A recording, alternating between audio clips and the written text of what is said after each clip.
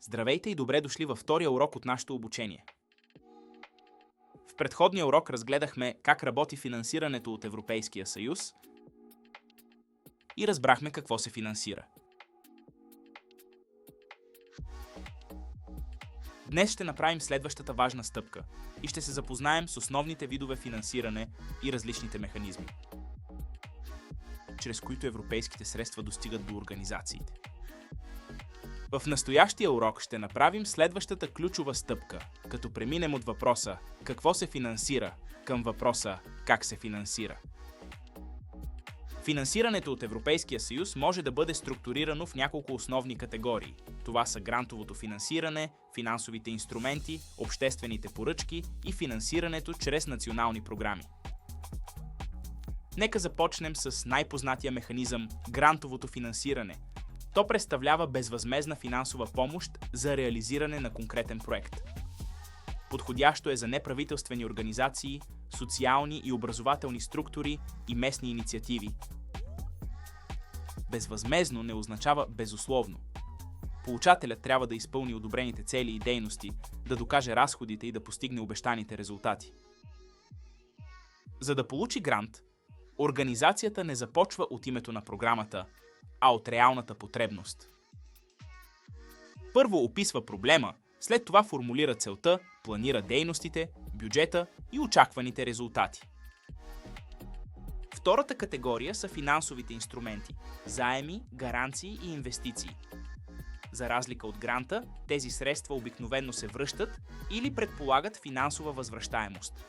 Те са подходящи за бизнеси, социални предприятия и инициативи, които могат да генерират приходи. За организация, която предлага безплатни дейности за изолирани възрастни хора, заемът вероятно не е първият избор, освен ако няма устойчив модел за приходи. При обществената поръчка логиката е различна. Институцията вече е определила каква услуга, доставка или дейност са и необходими и търси изпълнител. Организацията не кандидатства със собствена проектна идея, а подава оферта за изпълнение на възложена задача.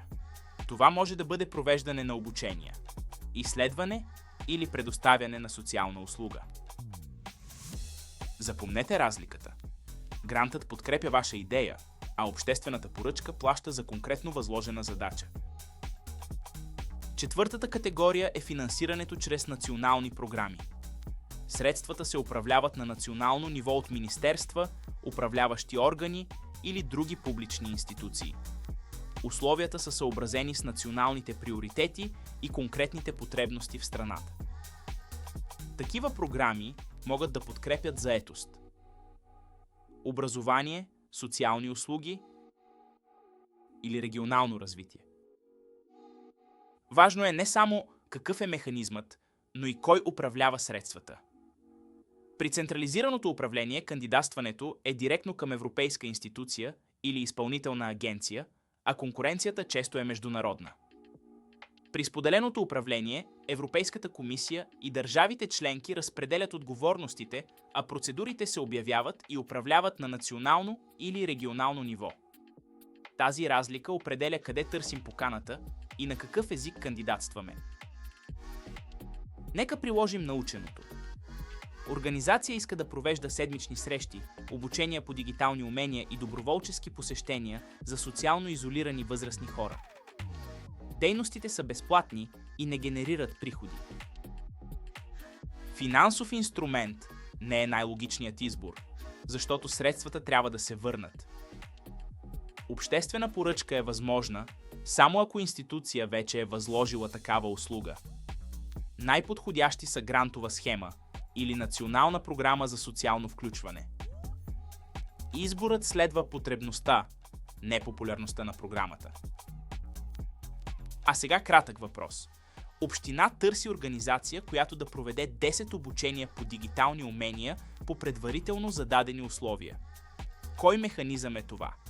Грант, заем или обществена поръчка? Помислете за момент.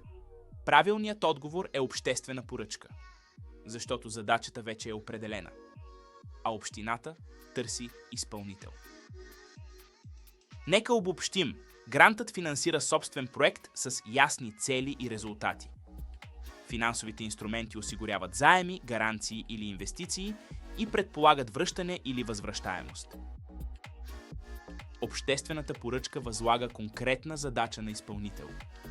Националните програми насочват средства към приоритетите на страната. Затова започвайте от потребността и желаната промяна, изберете правилния механизъм и едва след това търсете конкретната програма. След като има приоритети, се създават програми. Всяка програма има конкретна цел и обхват. Например, има програми за образование, за младежи, за социални дейности, за иновации. Това са инструментите, чрез които се разпределя финансирането. В следващия урок ще разгледаме как да направим този избор на практика.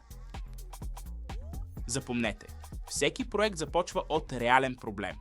Идеята трябва да съответства на приоритетите на програмата. Финансирането е средство за постигане на резултат, а не самоцел. В следващия урок ще разгледаме видове финансиране от Европейския съюз. Благодаря ви за вниманието.